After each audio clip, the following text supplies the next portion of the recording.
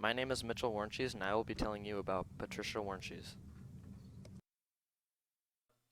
Patricia Ardeen Warntjes was born on March 26, 1942, to Edna and Herman Van Hall in Long Beach, California. She was 19 inches, 7 pounds, and 3 ounces. She was the oldest of 4 siblings, Jerry, Audrey, Alice, and Dwayne Van Hall. Her father sold Nash, Hudson, and Studebaker cars, and her mom stayed home. Pat loved animals and had a pet pony named Rusty when she lived in California. When she was about 6 years old, she moved to Rock Valley and started attending Rock Valley Christian Elementary School. In middle school through her sophomore years, she went to Rock Valley Public.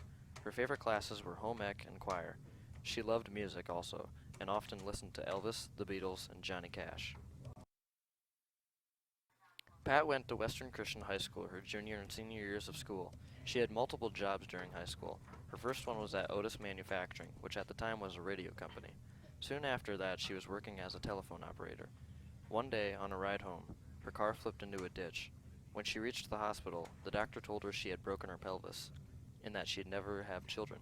She ended up having 5 boys. Pat met her future husband, Adrian Butch Warntjes, on a blind date. They would sneak out late at night on dates and liked going snowmobiling together. At age 18, on January 13, 1961, Pat and Butch got married. It was negative 30 degrees that day. Soon after, she gave birth to her 5 sons, Alan, Arnie, Wendell, Heath, and Todd. Pat was a stay-at-home mom for 20 years. She gardened, camped, and became a self-taught seamstress during this time. In 1984, she was hired at Supreme Egg in Sioux Center. The next year, she worked at Pete's Steakhouse, now known as Dune's Steakhouse. After the family stopped farming in 1986, Pat began working at Casey's General Store in Hall in 1987. She started off making the pizzas and donuts. 10 years later, she became the manager, which she considered one of her greatest accomplishments. She finally retired in 2007, after 20 years at Casey's. 6 months after retiring, Pat was diagnosed with bone cancer.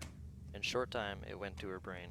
After 4 years of battling, she passed away on September 12, 2011 at age 69. On her tombstone, it says, "Grandchildren are a blessing." The best days of Pat's life were having her children and spending time with her grandkids. Pat was a longtime member of the First Reformed Church of Boyden.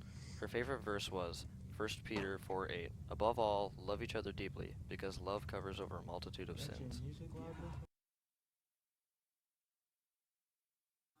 Some things I will always remember about my Grandma Pat is that she was very loving and caring.